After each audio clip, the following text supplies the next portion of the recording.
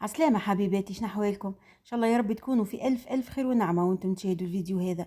ربي ينور ايامكم وينور دربكم ويعطيكم كل ما تتمناو. بسم الله على بركة الله. كالعادة نبداو فيديونا بالصلاة على النبي، اللهم صل وسلم وبارك على سيدنا محمد عليه الصلاة والسلام.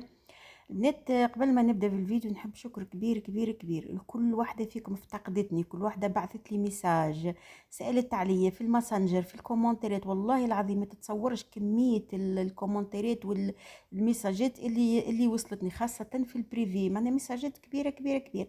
صحيح ما رجعت على حتى واحدة، سامحوني والله الظروف هي اللي أقوى من، تعرفوا ديما الظروف أقوى من طاقة الإنسان. الله غالب، أنا أول مرة نغيب على قناتي، على فيديوهاتي. عليكم بالايامات هذه تقريبا يمكن 10 ايام ولا اكثر ما هبطتش فيديو. اخر فيديو هو اللي هبطته هو في البلاد.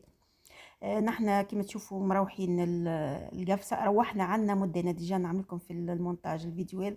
الفيديو هذا مصورته عنده اكثر من اسبوع من اللي روحنا من قفصة. روحنا يمكن عنا 10 ايام تقريبا والا اكثر. المهم، الدنيا تهز الإنسان الطريق.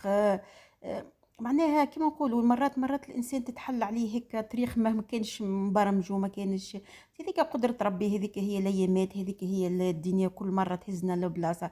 مرات الإنسان معناها تصير له حاجة ما يكونش مبرمجها، ما يكونش في الحسبان. المهم الحمد لله يا ربي، لك الحمد. أنا لاباس، عائلتي لاباس، أما الظروف هي اللي تحكم، هي خلتني ما نصورش النهارات هذه كل برشا حاسيل وبرشا تفاصيل. تعرفوا، حياتنا كلها فيها برشا خصوصيه. معناها ثم برشا حاجات ما نجمش نحكيها، برشا حاجات ما نجمش نقول. لكن الله غالب، هذه كل تاخذنا من قناتي، تاخذني منكم، تاخذني من التصوير. ما ذي الحاجات هذه الكل الله غالب. والله ديما نقول لكم، اذا انا غبت راهو على القناه راهي حاجه اقوى اكثر من طاقتي. تعرفوا، انت عرفنا بشر، معناها كلنا عنا مشاكلنا، عنا التزاماتنا، عنا حياتنا اللي ساعة ساعة هيك تهزنا الطريق. ما كناش مبرمجين وما كناش مخططين، وقدرة ربي هي اللي هزتنا ليها كنا. لكن الله غالب، الحمد لله على كل حال. المهم يسعى عليكم الخير، انا لاباس الحمد لله. كساعة ساعة نعمل كغيبة، وهي الحقيقة اول مرة نغيب بالطريقة هذه. تقريبا 10 ايام انا ما هبطتش فيديو، اول مرة تصيري حتى كي نقعد 3 4 ايام. نقعد مرات 3 4 ايام. اما لا اله الا الله، اما المده هذه كل ما قعدتهاش كما قلت لكم. الله غالب، ظروف اقوى من الانسان. الانسان ديما عنده طاقه، عنده قدره على التحمل. مرات تجينا حاجات معناها اقوى منا. الله غالب تاخذنا البرشا طرقات اخرى. المهم الحمد لله يا ربي، لك الحمد، الحمد لله. نحاول نرجع للتصوير شوي شوي. والله حاسه روحي معناها مرهقه نفسيا وبدنيا، معناها الزوز. هلا غالب كما قلت لكم، ثم برشا تفاصيل ما نجمش نحكيها، برشا حاجات ما نجمش نقولها. المهم لاباس الحمد لله يا ربي، اللهم لك الحمد والشكر. روحنا. لا اله الا الله محمد رسول الله. والله لا نحبش نشغبكم، ما نحبش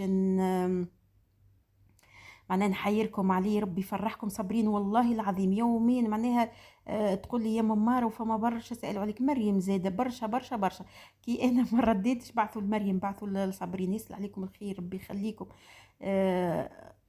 الناس الكل. المهم، قلت لكم روحنا من سوسة، عنا يمكن 10 ايام هنا في قفصة. اول فيديو صورته هذا اول نهار جينا فيه. شفتوا نحنا في العاده، ديما في العاده كيك نخرجوا، يا اما نخرجوا في الليل ولا نخرجوا الصباح بكري. المره هذه خرجنا تقريبا مع 3 متاع الصباح، معناها يمكن 7 بالضبط كنا في قفصه. اول حاجه عملناها رقدنا، لاني انا كي نبدا راكبه بحذا راجلي هو يسوق من نرقدش تقريبا، بريسك ما نرقدش. يمكن فما مره واحده، المره اللي فاتت حاولت نعس، مش حاولت معناها غلبني النوم شويه. اما ما نحبش نرقد، باش تعرفوا اللي يركب بحذا السواق ما يرقدش، باش حد ما يجيبلوش النوم. مريم شفتوها معناها ما شاء الله عليها، مازلنا خارجين ترجع ترقد. اول ما مره دخلنا، تعرفوا طه هو اللي في قفصه. رقدنا بالقدا ومن بعد قمت طيبت الغداء. كهو باش طيب مقارونه. شوفوا ذي الماعون لقوه على الحوض، هو غاسلو طه، مش ماهوش مسخ. اما قلت لمريم عاود اغسلو. غسلنا الماعون، طيبنا الغداء، طيبت كاستاي وزيد عاودت ارتحت. تعرفوا التعب نتاع الطريق معناها مش من اول النهار. والعشيه قمنا سيقنا الدار. هي مش التسيقه الفيني نتاع فرد مره، اما حاولت ننظف. هو تها ما شاء الله عليه وليدي كي يقعد في الدار ما يقلقنيش، لا يقلقني في ماكلته ولا في دبشه. حتى الدار نلقاها معناها نظيفه، ما مش نظيفه كيما نحبها انا، اما ما يحاول هو قد ما ينجم مثلا يطيب حاجه، يغسل المعونات اللي يطيب فيهم، يدوش، ينشف الدوش كي يغسل حوايجه، زاد يتمسح ويغسل حوايجه. والله لا يحط غساله لا شيء وليدي معناها بيديه يمصمص وينشرها معناها ما مش هكل الدنيا الجراف المسخة ياسر ياسر. اما كيما تعرفوا فما حاجات يلزمني انا نقدم، خاصة الشبابك تحت الفروجات هذاك، وهذه الحاجات هذوكم اللي يلزمهم التنظيف العميق. وهذاك مش باش يكون في ليله ونهار، انا ما نعملوش في نهار بركه ولا اثنين ولا ثلاثه. خاصه كما قلت لكم معناها الايامات اللي روحت فيهم القفصه صارت لي فيهم برشا برشا تطورات. ما قضيتش، قاعده الدنيا كيك. ان شاء الله نحاول نرجع بشوي بشوي، نسترجع طاقتي، نسترجع نشاطي كيف ما نقولوا، بشويه بشويه، ونرجع نقضي قضيتي. هي تجاه العطله الايامات هذه الكل، تعرفوا مازالت فما عطله. معايا مريم، والله ايدي بيدها، هي احنا اكثر حاجه جينا خاطر مريم باش تحاول تراجع شوي، قاعده تراجع امل مثلا في العشيات، والا اول السهره، معناها يعطيها باباها ولا انا ولا تعرف معناها تحضر. خاصه نوريكم حسيلو فيديو نهار مريم كيفاش تحضر. لا اله الا الله محمد رسول الله. الفيديو هذا قلت لكم البنات عنده يمكن 10 ايام مسجلته محطوط في الجاليري متاعي. عندي فيديو اخر زاد صورته في دارنا اخر نهار، صورته فيه كان نجمت ونحاول نهبطه. هذا انا نعمل في كعابر، ولا باش نعمل مقرونه بالكعابر متاع البقري. خذيت اللحم مفروم، عملت له شويه نعناع، شويه ثوم وتابل وكرويش، شويه فلفل اكحل، فلفل احمر، شويه هريسه، وشويه ملح. هذه هي التفويحه متاع وشويه كركم بالطبيعه، التفويحه متاع الكعابر. بالحق البنات ما تتصورش كيف نلقى الكومنتات هذوك، ما تتصورش قداش معناها نعرف قيمتي عندكم. والله العظيم راه معناها تتصوروش الكميه نتاع المساجات اللي قاعده توصلني، معناها تقريبا هي بريسك ما نجمش نرجع عليها من كثرتها، معناها بشكل كبير.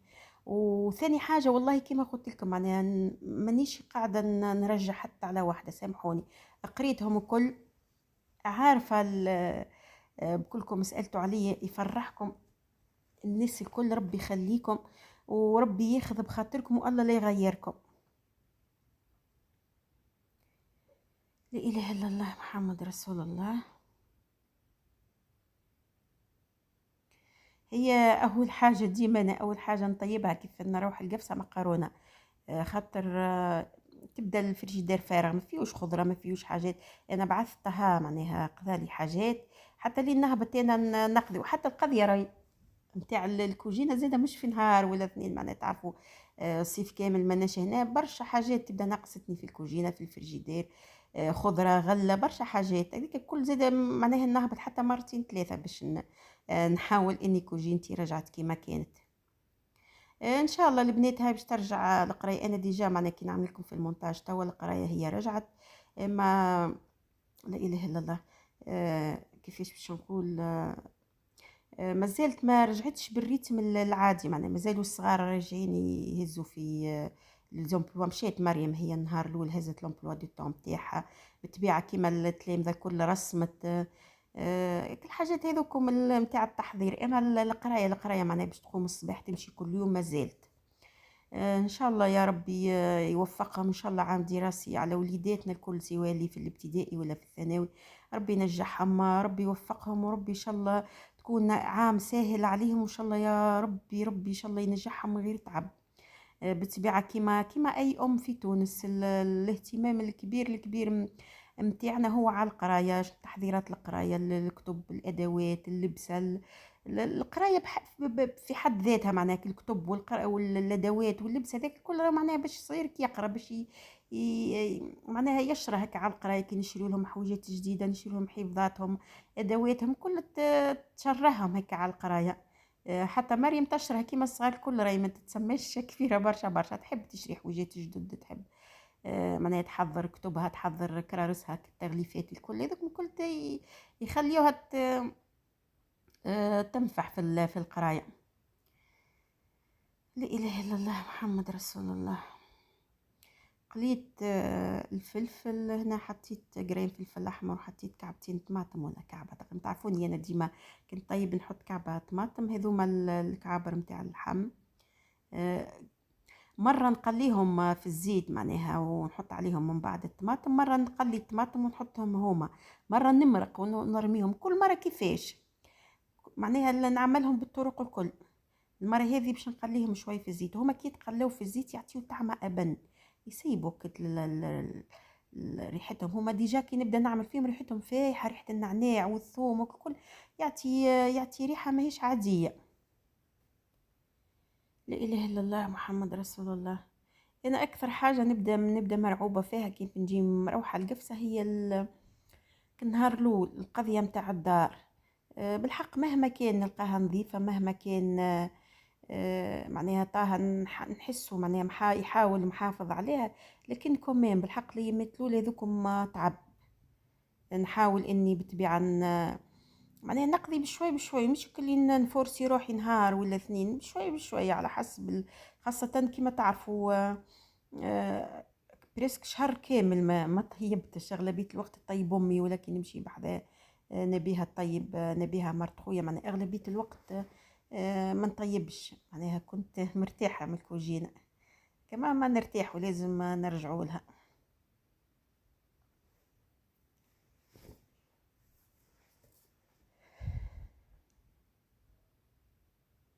مازلت نقلي في الكعابر متاع اللحم.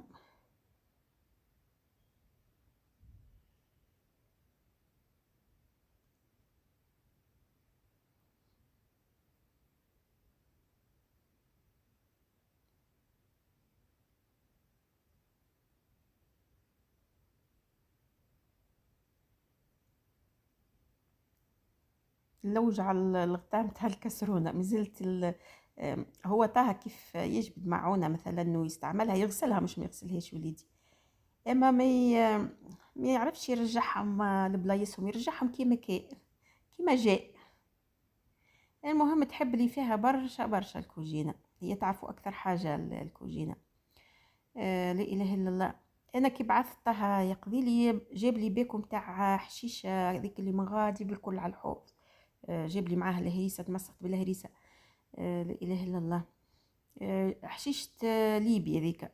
حتى كي بعثت مريم للحانوت جابت لي التاي متاع تونس، انا اكثر نحب التاي متاع تونس، رغم اللي التاي متاع ليبيا طيبت منه برشا في المستير، تحسه اخف وابن، حق هو ابن برشا. اما لا اله الا الله، شنو باش نقول، اما نحنا تعودنا على ذكر ليبيا. البنات بالحق شفتوا الكارثه اللي صارت لاخوتنا في ليبيا، معناها كارثه ماهيش عاديه. ربي يصبرهم وربي يرحم اللي مات، وربي ان شاء الله يصبر اهاليهم، وان شاء الله يتجاوزوا المحنه هذه اخوتنا في ليبيا وفي المغرب. معناها الزوز كوارث صاروا في نفس الوقت ونفس المده. كيما الناس الكل معناها نتبعوا في الاخبار، نتبعوا في الفيسبوك، نتبعوا في شنو صاير لهم اخوتنا، اهلنا، ناسنا، ربي ان شاء الله يرحمهم، وان شاء الله الله لا يعاود علينا للكوارث هذه. معناها تقريبا في عام زوز زلازل، واحد في تركيا وسوريا، واحد في المغرب، وزيد هاد الاعصار نتاع دانيال اللي صار في ليبيا. ان شاء الله يا ربي يهون على اخوتنا في ليبيا، اللهم امين يا رب العالمين. باهي البنات، انا ما كملتش، صورت المقارونه، تعرفوا مقارونه عادي، كملت انا ومريم، طيبت التاي وفطرنا ورجعنا قيلنا مره اخرى، معناها نهار كامل عديناه مقيلين هنا العشيه، باش نسيقوا، نحاولوا مش نسيقوا الشبابك وكل حاجات هذيك، كيما قلت لكم هذيك الكل يلزموا وقت. وانا تعبه الحق، تعبة بشكل لا نشكي لكم الخير. ما نحبش نعطيكم طاقة سلبية، ما نحبش الحاجات هذه، تعرفوني ما نحبهاش انا، وانا واحدة من الناس ما نحبش نحكي عليها. لكن حاولت. شوفوا التراب اللي تفرح به ما تسيق فيه مريم، ثم برشا تراب. بالنسبة للفيراندا للبيوت كل يوم نحاول معناها من بعد، مش ليمت هذه، من بعد نحاول. هو انا ديجا لحد الان اللي نعمل لكم في مونتاج وتقريبا عنده 10 ايام يمكن الفيديو هذا مصور، مازلت ما بديتش فك الشبابك والحاجات هذيك. قلت لكم عندي معناها ارهاق بشكل مش عادي. المهم ما نحبش نعطيكم طاقه سلبيه، ما نحبش نحكي الحاجات السلبيه، نحكي لكم كل الحاجات الايجابيه. سيقنا انا ومريم بدينا بالفيراندا كالعاده، نبداو بالفيراندا هيلول، ومن بعد هو انا ديجا الوقت هذا حاطه الغساله. ثم حاجات جبتهم نغسلهم، حاجات حوايج طهى زاده، هو خاطر ما نجمش يغسل حوايجه بطريقه معناها الطريقه الصحيحه. يحاول هكاكا وليدي، حتى كي كان في صفاقس ويجيب الكابا نتاعو، اول ما نعمل نحطه كله نظيفه مسخ، نحطه الكل في الغسالة. انا ديجا دخلت البيت ولميت له، خليت له كان تريكو شورت هكا، وقلت له كان باش يدوش يلبسهم، والباقي الكل حطيته في الغسالة نظيفه مسخ على بعضه. والله اكثر حاجة على حوايجه هو.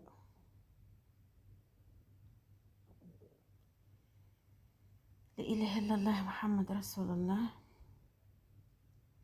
حتى الدروجي سيقها تاع، قال لي يما راني سيقتها برشا مرات، اما النهارات اللي بريسك اللي جينا فيهم فما برشا نهارات جاو فيهم عجاج، جاو فيهم مطر زاده، هذوكم الكل يقعدوا في الدروج هكا. سيقت انا ومريم، وديما نقولوا نعاود ماهيش هي التسييقه الكبيره معناها نحاولوا ننظفوا وكهو، اما كل الجراميناج هذيك بشوي بشوي.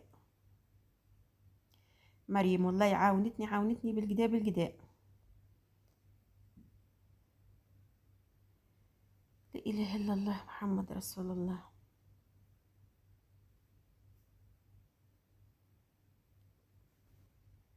حتى عندي تويو حطيته على السطح نتاع الكراج هذاك، كيف نجي نسيق نحطه يسهل عليا، ما نقعدش نعبي بالسطل، ما لقيتوش. يمكن كي ضرب الريح هكا ولا عجاج ولا حاجه يهزو. هو لا محاله ماهوش التويو الغالي ولا حاجه كبيره، معناها حاجه عاديه. تو نحاول نشري واحد اخر. خاطر تسيق الدروج بالحق بالسطل يتعبني، خاصة كي نحب نغسل العصافر هذوكم الكل، كيف يكثر عليهم التراب.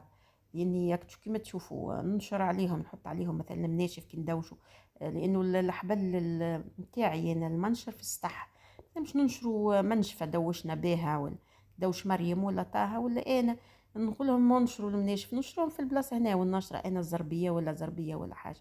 لازم هذوكم يكونوا ديما نظاف. كملت مريم سيقت لي الدروج، انا كنمسح عليها.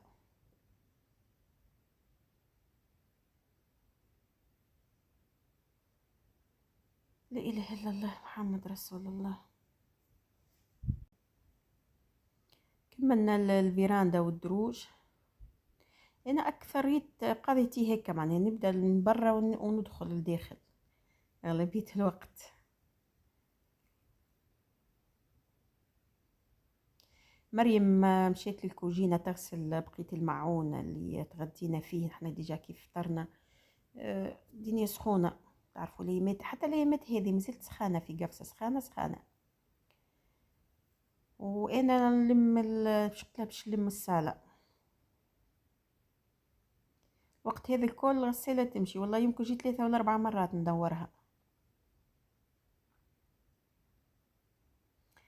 تشوفوا البنات الدنيا معنا، تشوفوا الصالة ماهيش مسخة، ما فيهاش حاجة كبيرة. حتى التفريح يقول لي يما راني ديما نفرحها زربيه، يفرح يعمل مسحة للبيوت، ماشي مسخة اما كومبير، مش كيما قضية وليد، كيما قضيتيين. لكن كومبير ما نلقاهاش جراف، والله ما نلقاش معناها حتى صحن ممسخ ولا كيس ولا حاجة، اي حاجة يقضي فيها يرجعها. لكن المشكلة انه ما يعرفش يرجع لبلايصو، واغلبية الوقت يحط على الحوض، يخلي المعون هيك على الحوض ولا حاجة.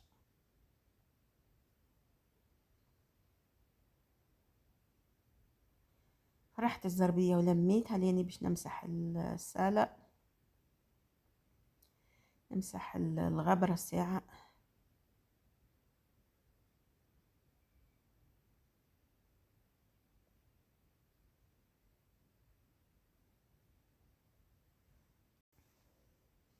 مسحت زيد الغبرة متاع اللي تحت التلفزة الكل، تحت الطاولة متاع الاورديناتور.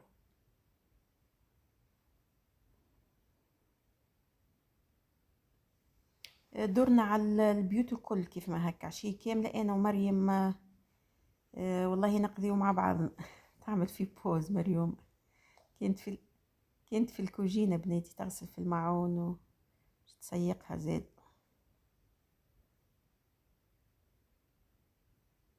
هي تقريبا نقضت معايا النهار الاول النهار الثاني لان مازلنا تعبين معناها، اما من بعد كل عشية نحطها تقرا دروسها وحدها.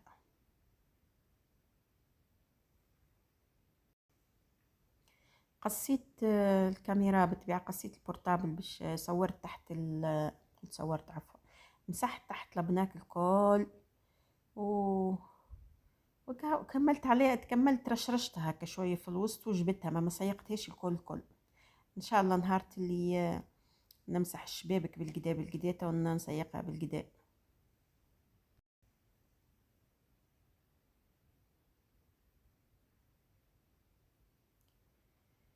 لا اله الا الله محمد رسول الله. وقلت لكم قصيت معناها التليفون، جبت تحت الاورديناتور، جبت تحت الوحده البيضه ذي الليمون البيضه اللي تحت التلفزه تحت لبناك الكل. ومريومة ديجا كملت الكوجينه، غسلت لها معونها ومسحت الغاز وسيقتها. هكا هي تقضي في بلاصه وانا نقضي في بلاصه باش نكملوا مع بعضنا.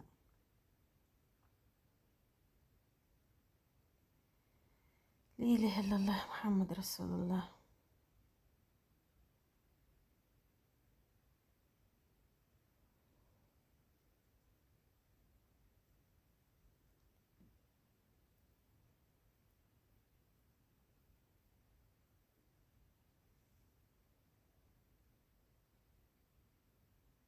انا نمسح في البيوت، وهي بعد ما كملت الدروس دخلت الكوجينه معناها المعون والغاز والتسييق الكل، وانا مسحت البيوت وكملت الغسيل ومسحنا بالطبيعه في الاخر الكلوار وكهو باش نجيو مع بعضنا.